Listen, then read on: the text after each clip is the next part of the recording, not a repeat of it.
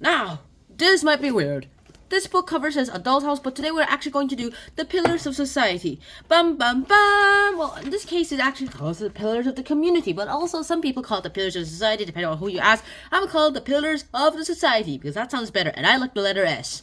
Okay, let's start off with Act 1. This is a summary, not a review. Summary.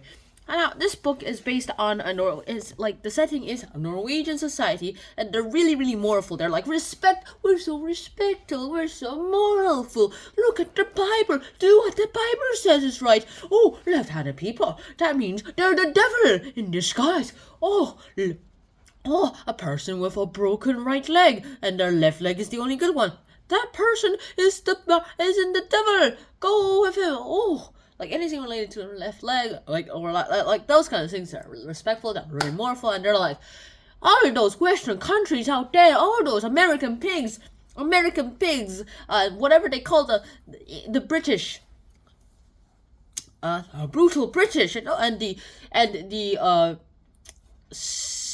sneaky Scandinavians, they're basically all American pigs, and they're basically all very, very stupid people because they calculate people's worth as if they were money. They're all like, okay, so I have like 9 to the 10th.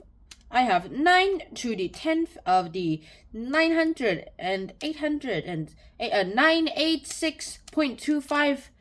And that gives us basically a syntax error, so I will have to redo all this. So 9 to the 10th power, and it is 968. And there we have some things to talk about. Wow, that is a lot of people. Now I'm gonna add that to how many people I currently have. Oh my gosh, let me just assume that each person costs, let me guess, $100. Okay, how much money do I have?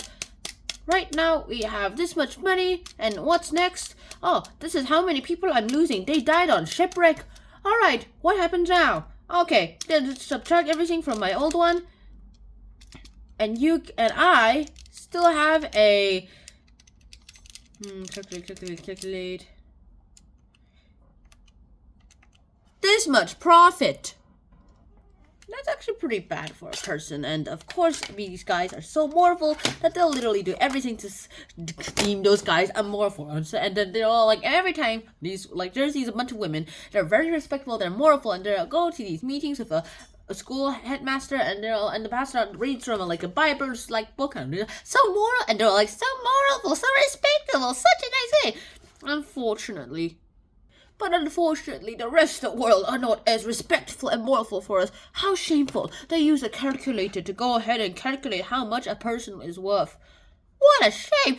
Those American pigs. It's not just the Americans.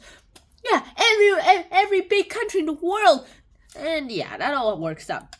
But hey, to be honest, they aren't as mortal as these guys are, at least as far as I read the play. But I don't think they were actually kind of over-exaggerating with how they calculate people.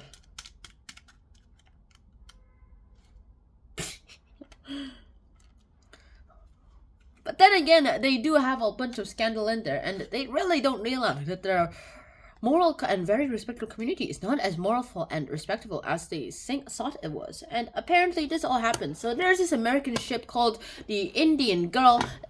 It's called the Indian Girl. The ship is called the Indian Girl, and they're all like, oh la la la la, oh no, our bottom of the ship, it's all rotten. All right, please fix this up, please. Can you do it as fast as possible? Yeah, sure, we'll do it in 1.5 days.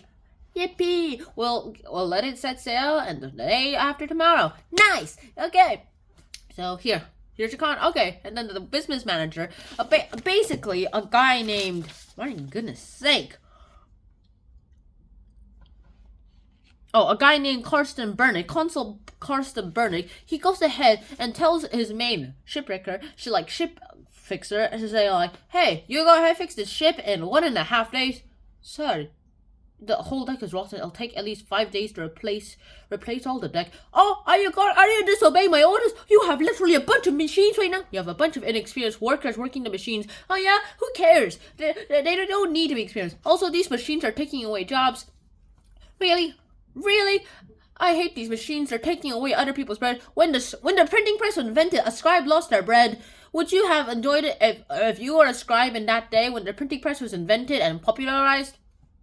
I am not here to debate with you, Mr. Yeah, that's actually a really good scene that I really like to talk about, except that it all happens in Act something. Like, it's not in Act 1, so unfortunately. And so they go ahead, have a little debate, also not in the way I just told you, and they go ahead, and the guy just says, hey, you know what, I'll fix it. So if I don't fix it in 1.5 days, I get fired. Yes, okay, plain and simple.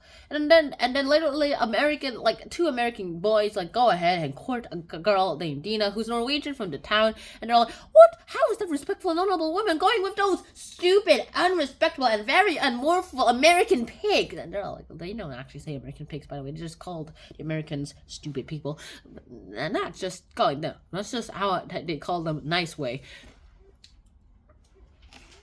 Americans, I love your country. I really, really love your country. I love the food. I love the Statue of Liberty. I literally love all the places there. I've been to the United States of America. It was awesome. I have nothing against you. It's just how HENRIK IBSEN wrote you guys about in his play so that he can make a point about Norwegian communities. He's not saying that you're stupid. No. You guys are awesome.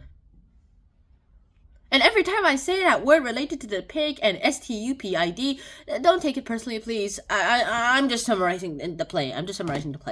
So what happens next is that all happens. They're like, what disrespectful? That woman is disrespectful by going with all those unmoral Americans, and all happens. And yeah, apparently we later learned that Americans aren't as unmoral as the book describes them. Also, that later happens in Act 2. So I'm getting way ahead of myself. And that's basically where Act 1 ends, where they basically call Americans the disturbers of the peace, the morals, and the respectfulness.